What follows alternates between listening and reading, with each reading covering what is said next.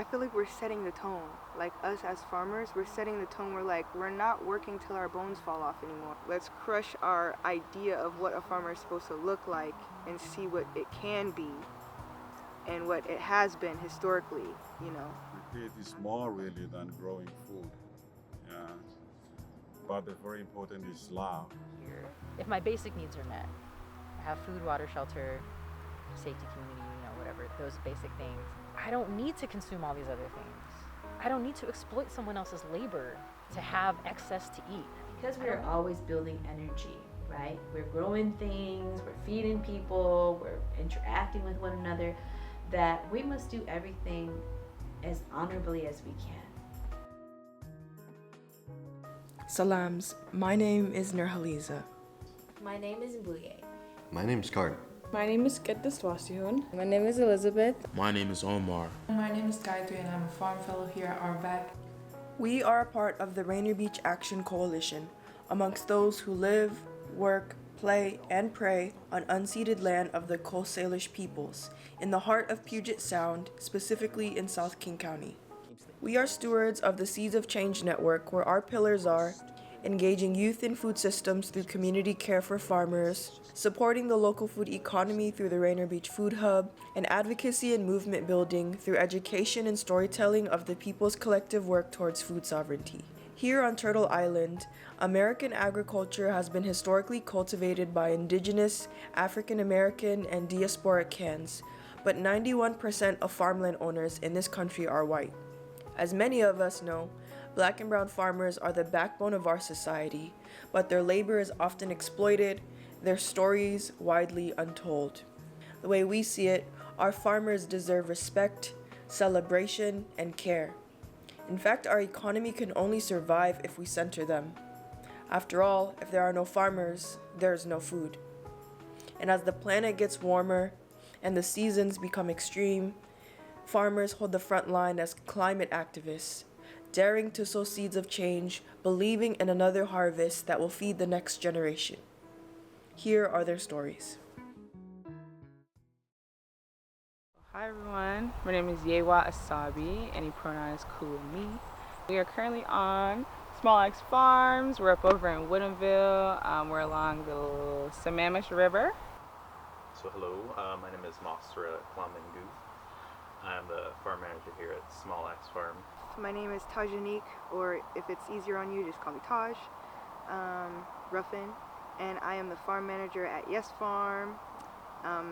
Also, before I was the farm manager at Yes Farm, I was a farmhand here at Small Axe, and yeah, I've been connected at both places. That's why I'm in farming right now. My name is Asumani Karenga. I have a half acre here at Horsneck, and my farm is called Salam Family Farm. Hi, so my name is Nia, and we're out here in Kent.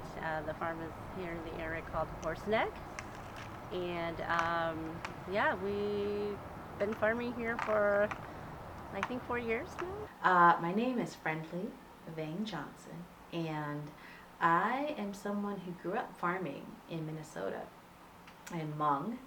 Because I grew up farming, I had from a very early age had said that I did not want to be a farmer. My background is in public policy.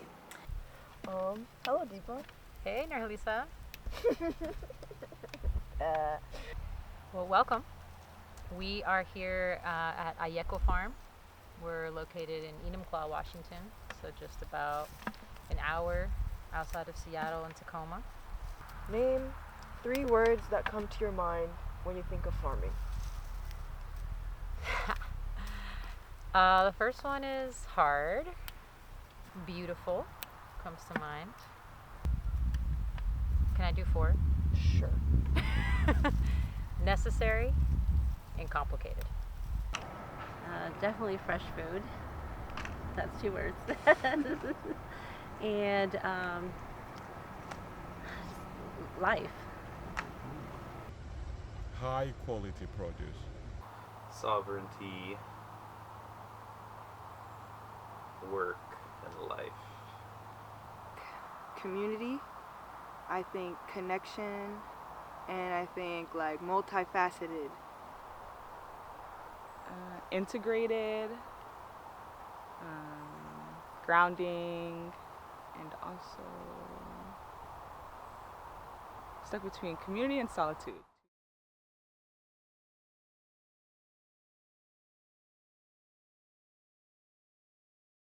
It's more than just farming, especially in like the urban setting. I'm doing urban farming, so we get a lot of folks like houseless people come by.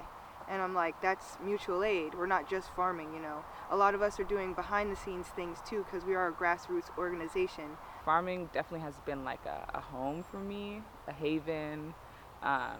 Some days something I don't like, if I'm being completely honest, because it can be very hard when it comes to like my own capacity. We have people from Philippines, we have people from Africa, so it's just different really, people that are. So I find myself, I thought I'm the only farmer from Burundi and know how farming, but meeting those people, learning from what they have, giving them my knowledge from, so it's kind of very powerful. That's why I say it's more than farming, because it's love, meeting with the people, the love that we have with our nature, the love that we have with our plant. This just kind of the love that the humanity here or the communities here have. Yeah. Like this last year, I learned about air pollution, I learned about soil pollution, I learned about wastewater, I learned about bees, I learned about farmers' rights. Like all of this is so connected to how we should be living. Not that saying that everybody should be a farmer, but like so much change in my life has come from farming. So much change in my neighbor's life has come from farming, even if their hands are not in the dirt. And I see it as a connector. I see it as fellowship. I see it as spirituality. I see it as all of it, because at the end of the day, we're connecting to this thing that we all live on and that we can create life with and then put that life into each other.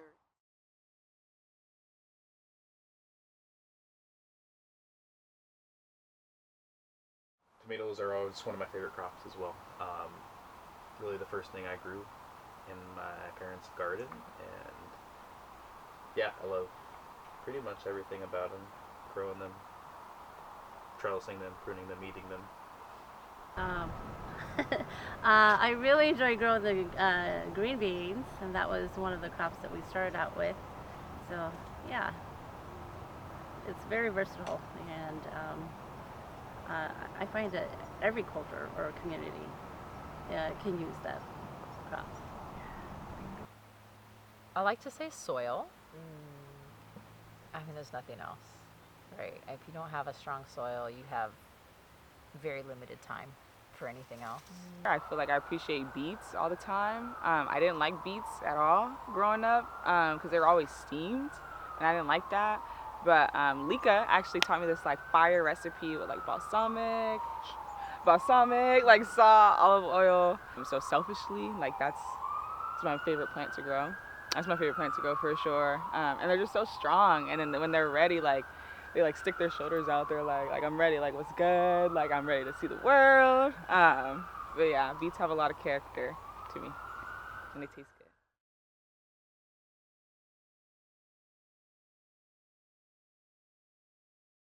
50%, you're in control because you know through your knowledge what you can do and can't do, and or what crops you can grow in a certain region or area. And then the other half is Mother Nature takes the whole. You know, you never know what to expect, and so that can change depending on the temperature or if we get enough rain, or do we have access to water, what our resources are for that. And then also the pest problems too, and trying to be naturally grown or organically farming. It does bring a lot of challenges because there's only limited things you can do. I guess a challenge that I've faced is like seeing, as a young farmer, as someone who sees farming as my vocation, sometimes it's a challenge for me to see a future in it, just because of all of those barriers of access to land and capital, which are the two big things you need to really start farming. And yeah, in that there's all the structural barriers and structural institutions that hold up a certain type of farming and a certain type of person or culture that does farming currently. Yeah, I feel like a challenge is that it's just hard work, and it's perceived that it's not, you know. And like it takes a lot of like mental fortitude, it takes a lot of physical fortitude. Well, funding, I'll say that was number one. Funding is really hard to get, especially if you're a nonprofit doing grants and stuff like that. And not really having the resources. Like, I'm not a finance major, but we have to know that stuff in order to make this work, you know. Well, one thing is that we have to have access to land, right?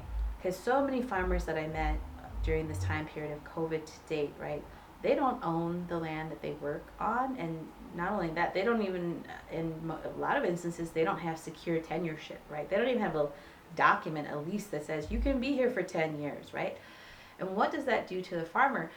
Well, if you don't know that you're going to be there, let's say in 3 years, well, why would you, for example, go to become organic certified?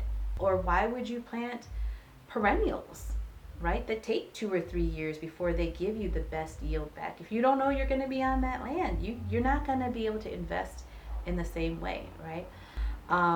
And so that is one of the key impediments to this entire system on our journey to food sovereignty, right, is having control of land.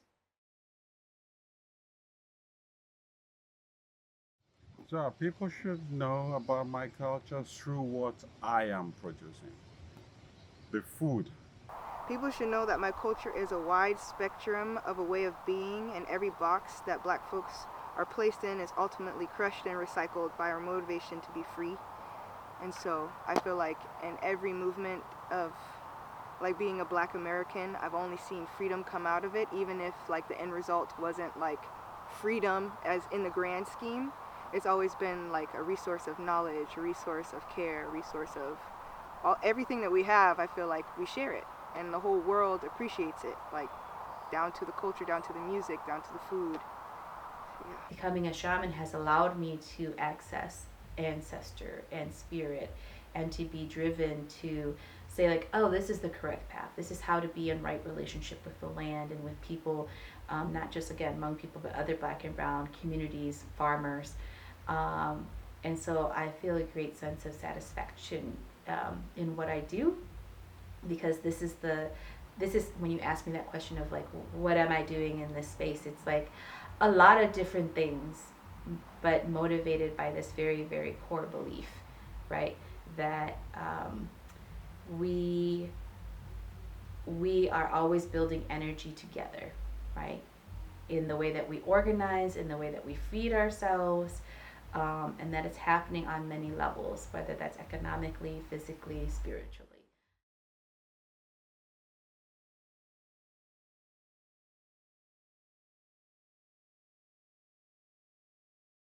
Oh man, it's tough. I feel for people who are trying to come up now, trying to find opportunities that feel uplifting to them, and feel like, you know, it's where they want to be. Because I think people are seeing through capitalism in a way where it's like it's not uplifting to have to exploit the land and exploit labor in order to grow food for people or do what you love or farm. It doesn't feel good, and I think people know that. And so what I would say is like, go with that feeling, and it's because we're on the wrong track, I think. We've gone too far down the food as a commodity, you know, within the capitalist system, and I think the folks that are seeing through that, thank you. There's a lot of people and there's a lot of precedent for doing things differently, so the young people don't have to reinvent. How can we do things differently? If you want to get on land but you don't own it, well, like, how can you collectivize that? You know, how can it be, okay, then let's get 10 of us together, and a lot of people are doing that, so people don't have to feel like it's impossible. It is doable. It's not easy, because we have not been raised up in collective culture in the United States. We've been raised up in individualized culture. how do you then become able to be in collective spaces, truly collective spaces? It's good to teach and to show to the younger generation that, you know, not just us, but their turn, the new generations, we still need to have some knowledge, also to be able to survive, and that's a good way for them to show to them. And if they can participate, it's a good thing. Yeah. But what we are trying to do is give them some exposure to what it's like to be a farmer. I want them to be able to pick strawberries for a couple hours, and I want their back to hurt. And I want them to think to themselves next time they're in a grocery store and they see that little package, right, for $5.99. Wow, somebody went and picked these berries and they did it for like 12 hours.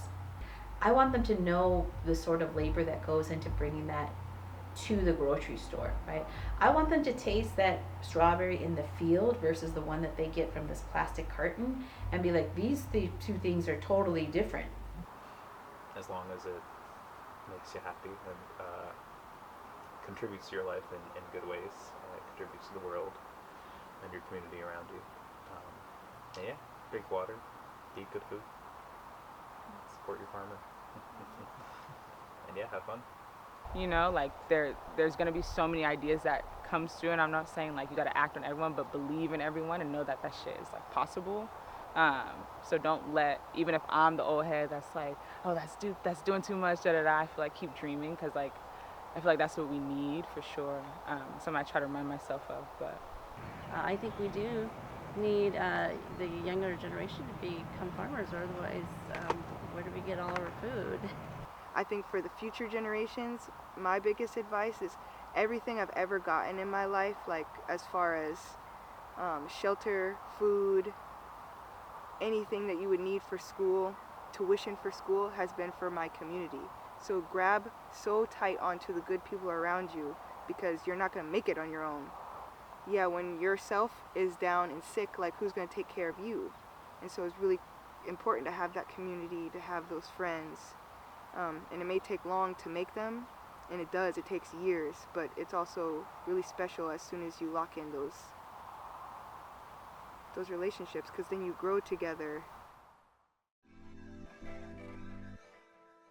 We hope you guys found a new perspective in farming. And after hearing our amazing farmers talk stories, hopefully you find a commitment to help our local food system. Like Volunteering at a community garden. Supporting our farmers through our CSA program and our farm stands. And help from the movement of food sovereignty. Yes, be the seeds of change! Be the seeds of change!